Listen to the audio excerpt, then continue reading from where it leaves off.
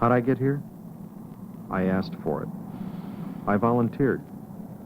I wanted to fly this airplane because almost every mission you fly is operational, and because this is a pilot's airplane. It's a real challenge, every time. 2026, Sergeant Sarmiento speaking. May I help you? Standby one. Headquarters stack, sir. Lieutenant Colonel Brown. Yes, sir. Right away, sir. Captain Peterson. Right. Right. Your mission? A high-priority sortie to collect vital information. It's all planned for you the day before you fly. Squadron operations, 2.5 hours before takeoff. You and your backup ready to go to work. Hello, Tim. Hey, morning. How are you? How are you doing today? Okay. A last-minute intelligence briefing. And that concludes the items you'll be prohibited from carrying. Can I answer any questions about these? Oh, anything to you? A final check on the weather. In the forecasted thunderstorms will end in the first third of Utah.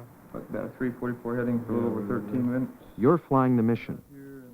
You check all the flight plans made the day before. In route charts, the green card, and map boards. 2 hours before takeoff, you eat a standard high-protein, low-residue meal needed for the demands of the long mission at high altitude. The backup pilot pre-flights the plane. Tomorrow, somebody will be doing the same for him. 48 hours later, you'll be the backup. Day after that, you'll fly again. That's the cycle. Okay, what time did you go to bed? 10 o'clock. Okay. What time did you get up? About 6. Okay. It's serious Feeling business. pretty good this morning? No problem? You'll be up there alone at 70,000 feet for an appreciable length of time. You don't need any problems. You've got enough on your hands. All that time, you'll be living in a spacesuit, sucking your meals and sipping Gatorade through a tube.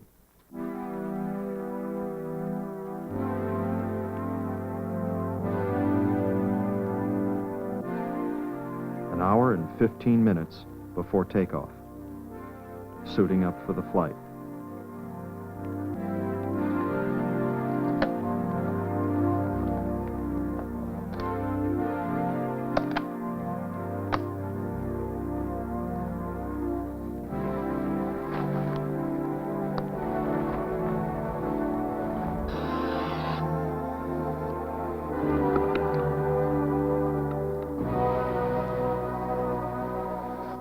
At altitude. You could get the bends. That's why, an hour before takeoff, you go on oxygen. Everything okay then, sir? Yeah, thanks, Woody. It's okay. You're all set. Okay. It's a close-knit group. We have to be. We depend on one another for our lives.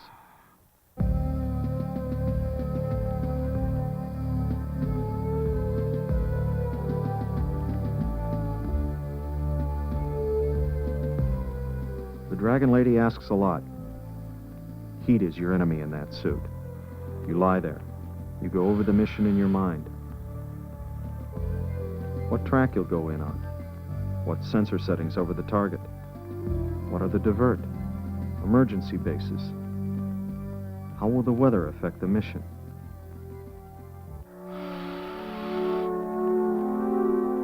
Then, it's time to get integrated with the airplane.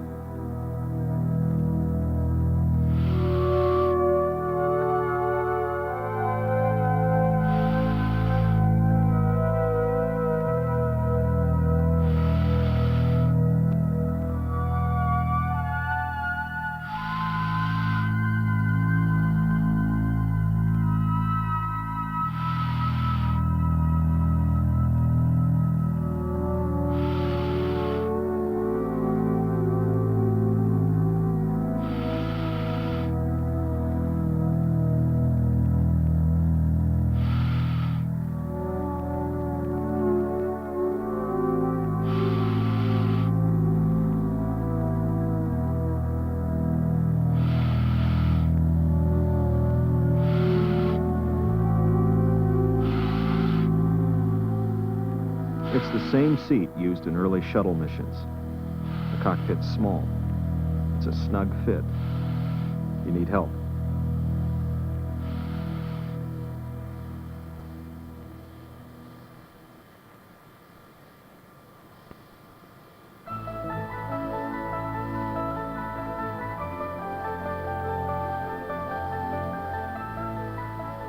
The backup pilot is there.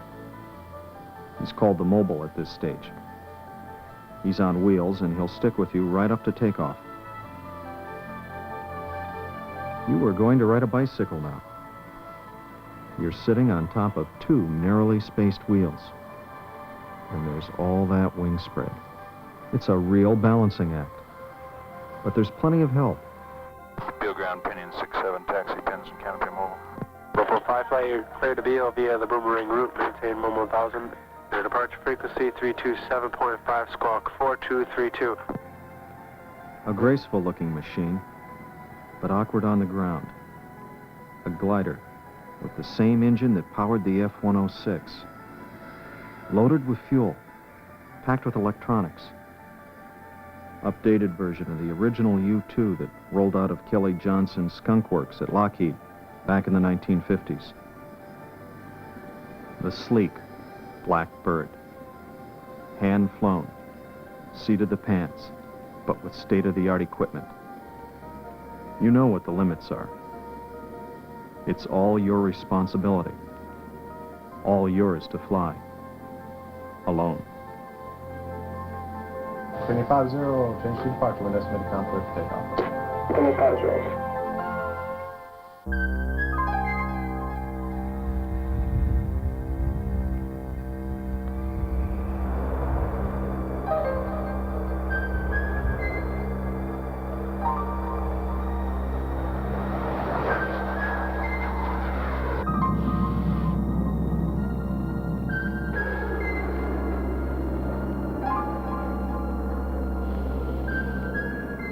So there you are.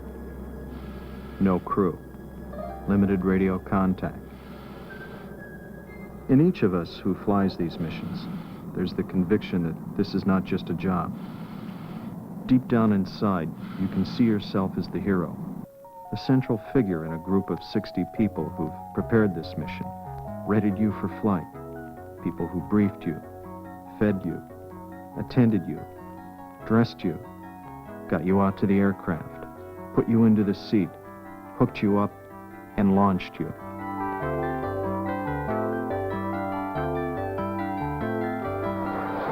We say launch, not takeoff, because so many people and procedures are involved in the launch and the recovery of just one pilot in a single aircraft. You. You volunteered, but you were selected too. And the selection process is a cautious one. They want to be sure you're the right guy to live and work with under stress. Steady, reliable, friendly. TDY. Okay, sir, just how many TDYs are the crews pulling now? The crews are pulling about 140 days a year, TDY. Let's say a young but experienced captain, a totally professional and dedicated Air Force officer who can handle problems on his own, accept a challenge. A man in good physical shape who can fly a plane that demands precision and is tough to land. The selection process is a serious business. Your records are reviewed. Then you're interviewed at Beal. And you also fly the U-2 trainer. U-2 and TR-1 pilots make up a small and elite group. Fewer than 300 of us since the program began back in the 1950s. So you made it. You're up there on a typical mission at 70,000 feet, collecting invaluable strategic and tactical intelligence data for national defense. You work with the normal risks of flight in this aircraft, but there are people where you fly who wish the worst for you. Your challenge is to accept all the risks and fly the mission successfully. You've got to be good at your trade. Approaching the target area, you know precisely what to do. It's all been worked out for you.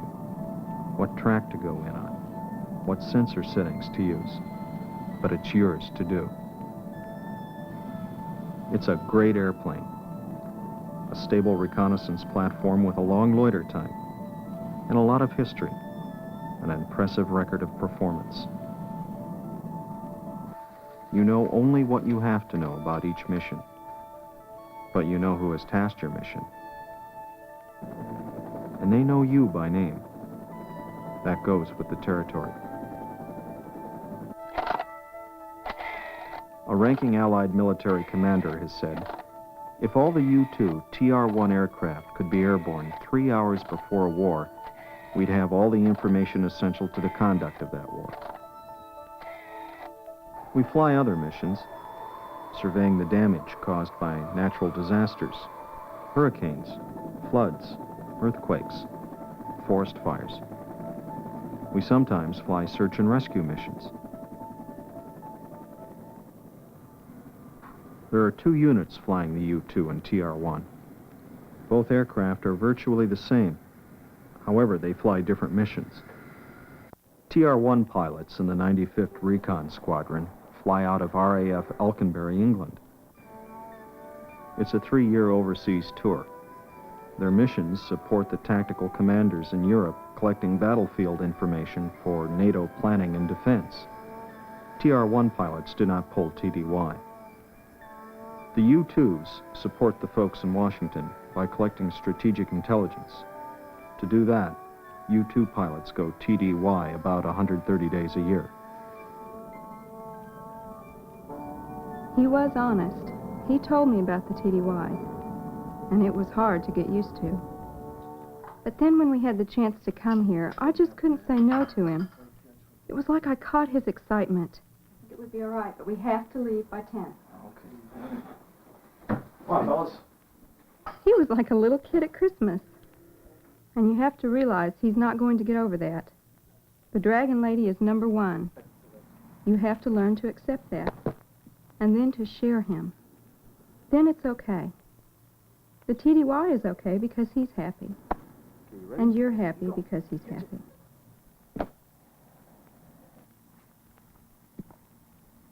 And if he's not always there for you and the kids, well, you learn to live with that. It's really not much different anywhere else. All right. Hi, Debbie. How are you? Okay, hanging in there. How you doing? We're okay. Is he coming back soon? No, not for another month. Our husbands have to depend on one another for their lives. And it's almost the same with us. We learn to lean on one another. That closeness and that support is always there, and that helps. And then, of course, the missions, the TDY, they really don't last forever. He does come home.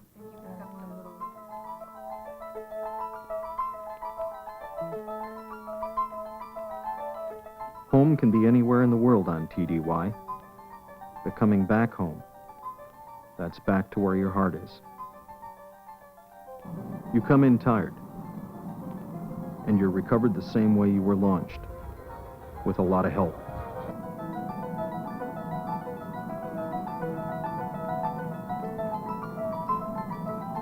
The airplane is designed to be stalled 1 or 2 feet above ground. It's very critical that it be stalled no higher than that. Your backup, the mobile controller, gives you your altitude calls in feet and inches above the runway. Okay, there's 10 at the T, down to 8, 6, 5 feet, 4, 3 feet, tail still up at 3 feet. There's 2, 1.5, 1 foot, holding it 1 foot, down to 6 inches, nice. Mark 27, we got a couple of vehicles on the runway, south to north, South Point Junction. Finally, you're safely on the ground. Mission successfully completed. Your backup is there to meet you. He takes the checklist and the green card. Your written log of everything you were supposed to do on this mission. It all goes back to the people in NAV planning. Hey, welcome back. All right. Heck of a fine job. Yeah. Have a good one? Okay. Yeah. Super. There you go. Hey, man, your checklist. I'm gonna take this. Get some of the stuff out of your way here. Okay, look. See you on the ground. All right. Tired, hot and sweaty in your pressure suit. But you feel pretty good. There's a lot of job satisfaction in this line of work. Tomorrow you're off, but there's one more post-mission procedure you don't want to miss. It's in the heritage room of the squadron that each mission really comes to an end. This is where you begin to unwind and listen and learn from older and wiser heads. How things go today? What's wrong with that autopilot thing? Yeah, ask him. I don't know. Well, we had some problems with it yesterday. It was, we're getting a little pitch divergence. Oh, geez, that temperature thing again yet. What? Yeah, did you try turning it?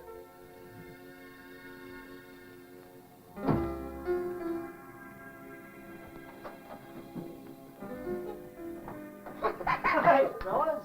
How are you?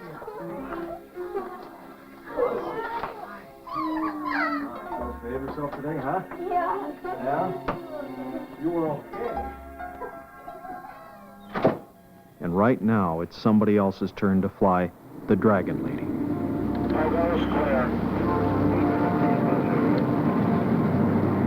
They're going to go to departure minute 50.